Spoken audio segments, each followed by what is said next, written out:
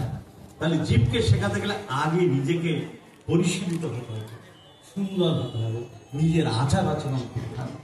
কিছুদিন আগে আমি একটা অনুষ্ঠানে গেছিলাম, পানিহাটি উৎসবে।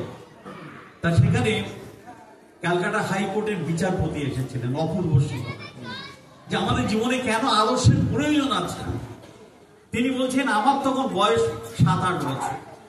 এই যে বিকেলবেলা অনেক বন্ধু বান্ধব এসেছে, তার আত্মীয় স্বজন এসেছে, তা তাদের সঙ্গে আমরা ছোটাছুটি করছি, খেলা করছি। ঠিক প্রার্থনার সময় হলো, বাবা হাঁক ছাড়লেন। প্রার্থনার সময় হলো, বাবার কথা অমান্য করার সাধ্য নেই।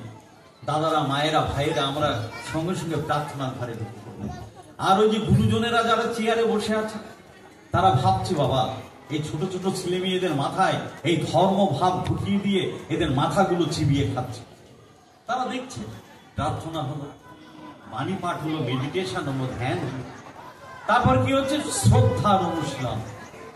ছোট ছোট ছেলে মেয়েরা তার বাবা মাকে প্রণাম করছে, স্ত্রী তার স্বামীকে প্রণাম করছে, তারপর বাবা মা তার বাবা মাকে, মানে ঠাকুর দাদা ঠাকুমাকে প্রণাম করছে। এই যে তারপরে এই গুরুজনদের প্রণাম করতে শুরু। তখন গুরুজনেরা কি ভাবছে? তাই তো, আমার সন্তান তো আমাকে কোনোদিন প্রণাম করে না, আমার স্ত্রী তো আমাকে কোনোদিন প্রণাম করে না, আমি তো আমার বাবা মাকে প্রণাম করি না। তখন ভাবলো এইটাই হচ্ছে আসল শিক্ষা।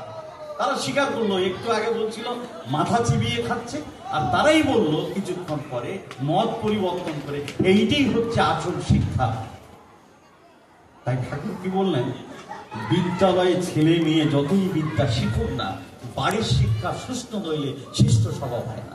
একটা শিশু তার স্মৃতিশক্তি গ্রামোফোন রেকর্ডের মতো থাকে, যা দেখবে তাই দেখবে। এই সমস্ত ইয়াং ছেলে মেয়েরা অনেকে বিয়ে করেছে, তারা সংসার করেছে, আদর্শ নেই। এক সন্তান এলো, তার সাথে বউ ধরে পেটাচ্ছে, বউ মাঝে মাঝে রান্না করতে করতে খুঁটি নিয়ে ছুটে যাচ্ছে। তাহলে ওই মেয়েটা দেখছে বাবা মা এইরকম করে, তাহলে ও যখন বিয়ে করে যখন শ্বশুর বাড়িতে যাবে, তখন ওই খুঁটি তো হবে না, খন্তা নিয়ে ছুটে যাবে। তাই এইগুলো ভাবতে হবে যে আমার আচার আচরণ, যে স্বামী স্ত্রীদের ঝগড়া করে ছেলে পুলেই দেখে, গোল্লায়েরই সদর দ্বারে বাচ্চাগুলো রাখে।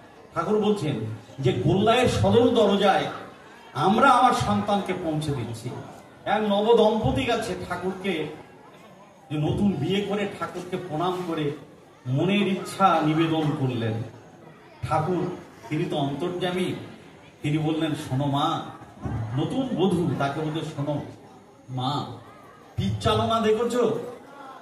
আগে তীরের টানটা যদি দূর হয়, খুব প্রবল হয়, সেই তীর কোথায় থাকে? বলে অনেক দূরে যায় ঠাকুর। আর তীরের টানটা যদি ঢিলা হয়, বলছে সেই তীর বেশি দূরে যায় না ঠাকুর। তাই ঠাকুর বলছে, টান, প্রবল টানের মধ্য দিয়ে একটা সুসন্তান পৃথিবীতে আসতে পারে। তিনি বলছেন, স্বামীর প্রতি টান যেমনই, সন্তান ও জীবন পাই তেমনি। দেখবেন অনেক গরিব পরিবারেও দেখা যাচ্ছে একটা সন্তান প্রত্যেক বছর ফার্স্ট হয়, কিন্তু একটা মানে অনেক এর দুলাল, আলালের ঘরের দুলাল, সে প্রত্যেক বছর রসগোল্লা পায়। সেখানে ভক্তি নেই, শ্রদ্ধা নেই। ঊনবিংশ শতকে আমরা কি দেখছি? এক ঝাঁক যারা মহামানব এই পৃথিবীতে এসেছে, কিন্তু এই একবিংশ শতকে আমরা কি দেখছি? মায়েরা প্লেন চালাচ্ছে, গ্রহ গ্রহান্তরে যাচ্ছে, কিন্তু তাদের গর্ভে একটাও সুসন্তান হচ্ছে না। কেন হচ্ছে না? একটা ভক্তি শ্রদ্ধার ব্যাপার আছে। এই যে বিয়েটা ঠিক মতো হচ্ছে না, আমরা টাকার সঙ্গে বিয়ে দিচ্ছি, শ্রদ্ধা ভক্তির সঙ্গে নয়। এই যে বিয়ে, ঠাকুর বলছেন যে উন্নয়ন আর সুপ্রজনন এই তো বিয়ের মূল, যেমন তেমন করে বিয়ে করিস না তো। এবং বর্ণাশ্রমকে আমরা ভেঙে চুরমার করে দিচ্ছি। ঠাকুর বলছেন, বর্ণ ভাঙলে সর্বনাশ, ধ্বংস রাষ্ট্র জাতিদাস। বর্ণ ভাঙা যাবে না। 4টে বর্ণের উপরে এই সমাজটা দাঁড়িয়ে আছে। একটা টেবিলে যেমন 4টে পায়া আছে, সবার সমান অধিকার আছে। ঠাকুর বলছেন, শূদ্ররা জাতির চাকা, বৈশ্য যুগায় দেশের টাকা, ক্ষত্রিয়রা রাজার জাত, সবার পূরণ বিপ্রভা। তাদের সমাজটা দাঁড়িয়ে আছে 4টে বর্ণের উপর। সেই বর্ণকে সবাই, সব বর্ণকে তারা শ্রদ্ধা করবে। ঠাকুর তিনি আমার ভূমি যে বডি, আমাদের মাথার সঙ্গে, হাতের সঙ্গে, পেটের সঙ্গে, পায়ের সঙ্গে তুলনা করেছেন। যা মাথাটা হচ্ছে বিপ্র, হাতটা হচ্ছে ক্ষত্রিয়, ক্ষত থেকে ত্রাণ করে তাই ক্ষত্রিয়, পেটটা হচ্ছে বৈশ্য, পাটা হচ্ছে শূদ্র। কিন্তু কাউকে কাউকে বাদ দিয়ে চলার জন্য নাই। সমাজের পথে চিন্তা করেন যে ঝাড়ুদার, তাদেরও প্রয়োজন আছে। আমাদের মহাত্মা গান্ধী একটা সুন্দর কথা বলেছে যে আমাদের পৃথিবীতে তখনই সমাজতন্ত্র প্রতিষ্ঠিত হবে যখন একজন ঝাড়ুদারের একদিনের পারিশ্রমিক রাষ্ট্রপতির সমান হবে। বুঝতে পারছেন? তাহলে সেই দিন কবে আসবে? তা সেই জন্য এগুলো ভাবতে হবে।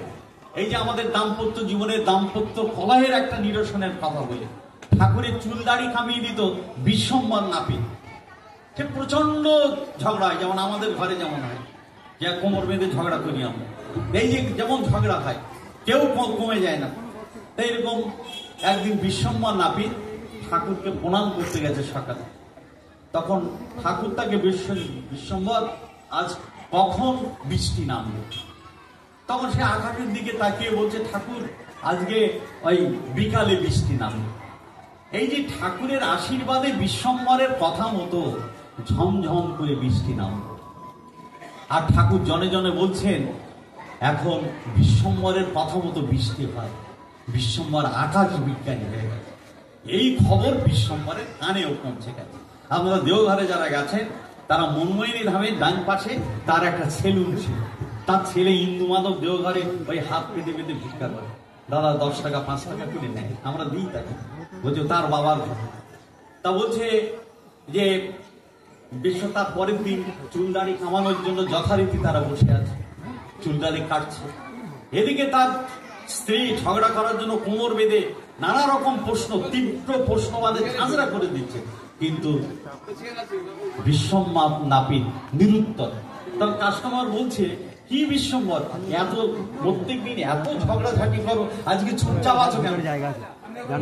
জানো ঠাকুর আমাকে বলেছে আকাশ বিজ্ঞানী, তো লেখাপড়া জানে না, আমি তো বিজ্ঞানী। ওর সঙ্গে মুখ লাগিয়ে কি হবে বলো? বসে ঝগড়া থেমে গেল, সংসারে শান্তি। রামকৃষ্ণ ঠাকুর বলছেন না, যে সয় সে রায়। এখন বর্তমান আচার্যদেবের একটা ঘটনা বলে আমি শেষ করি। পঙ্কজ মল্লিকদা বলছেন, বসিরহাটের পঙ্কজ মল্লিকদা বলছেন, আচার্যদেব বলছেন তাকে যিনি রক্ষা করে চলেন তাকে তিনি রক্ষা করেন। তিনি বলছেন উত্তরবঙ্গের একটা মার্কেটে আগুন লাগে, দাউ দাউ করে জ্বলছে।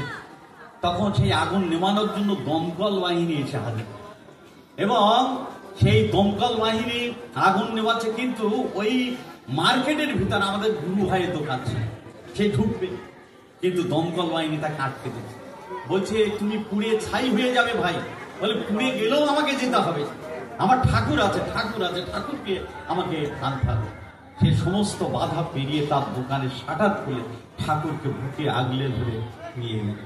আচার্যদেব বলছেন সেদিন সেই বাজারের সমস্ত দোকান পুড়ে ছাই হয়ে গেল, কিন্তু তার দোকানে একটা আগুনের আঁচ পর্যন্ত লাগে।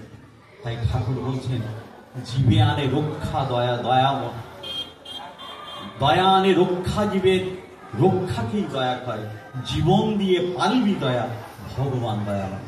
আপনার সবাই ভালো থাকবেন। জয় গুরু, বন্দে পুরুষোত্তম।